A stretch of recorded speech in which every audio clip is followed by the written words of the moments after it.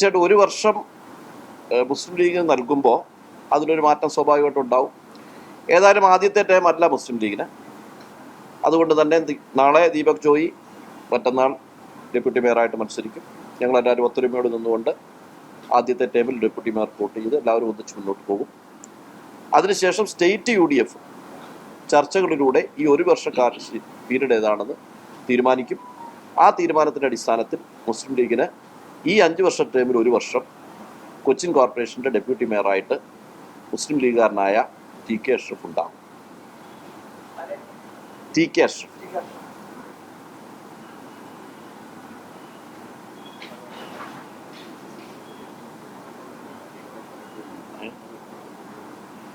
മറ്റിതര മുനിസിപ്പാലിറ്റികളിലെ ഇപ്പോൾ തൃക്കാക്കര മുനിസിപ്പാലിറ്റിയിൽ ഏകദേശം ധാരണയായി, കളമശ്ശേരി മുനിസിപ്പാലിറ്റിയിൽ ധാരണയായി, പെരുമ്പാവൂർ മുനിസിപ്പാലിറ്റിയിൽ ചർച്ച ചെയ്തുകൊണ്ടിരിക്കുന്നു, മൂവാറ്റുപുഴ മുനിസിപ്പാലിറ്റിയിൽ ധാരണയായി.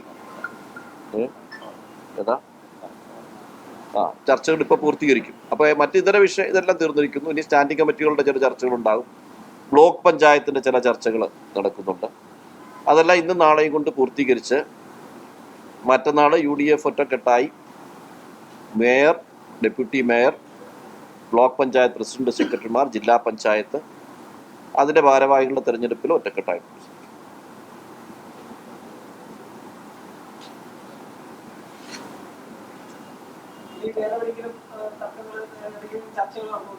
ചർച്ചകൾ പഞ്ചായത്ത് തലത്തിലും മുനിസിപ്പൽ തലത്തിലും മണ്ഡലം തലത്തിലും ചർച്ചകൾ നടക്കും.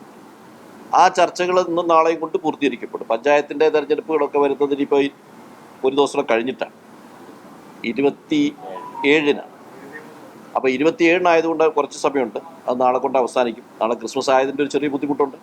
എങ്കിലും മറ്റന്നാൾ കൊണ്ട് അതൊക്കെ പരിഹരിക്കപ്പെടും. പരിഹരിക്കാത്ത വിഷയങ്ങൾ, തർക്കമുള്ളത് ഇവിടെ നമ്മൾ പരിഹരിക്കും. അതുപോലെ മുനിസിപ്പാലിറ്റി, കോർപ്പറേഷനൊക്കെ ഇന്നുകൊണ്ട് പൂർണ്ണമായും പരിഹരിക്കും.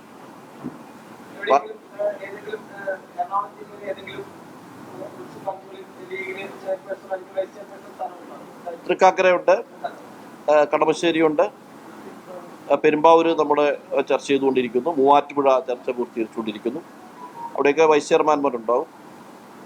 പിന്നെ പഞ്ചായത്തുകൾ ഒരു ഡസനോളം പഞ്ചായത്തുകളിൽ മുസ്ലിം ലീഗിന് പ്രസിഡന്റുമാരും വൈസ് പ്രസിഡന്റുമാരും ഉണ്ടാകും. ബ്ലോക്ക് പഞ്ചായത്ത് പ്രസിഡന്റുമാരുണ്ടാകും, വൈസ് പ്രസിഡന്റുമാരുണ്ടാകും, സ്റ്റാൻഡിംഗ് കമ്മിറ്റി മെമ്പർമാരുണ്ടാകും. 88 ആളുകൾ ഇത്തവണ മുസ്ലിം ലീഗിൻ്റെ ജയിച്ചിട്ടുണ്ട്. അപ്പോൾ അതുകൊണ്ട് തന്നെ 10-15 കീ പോസ്റ്റുകളെങ്കിലും മുസ്ലിം ലീഗ് ജില്ലയിൽ ഇത്തവണയുണ്ട്.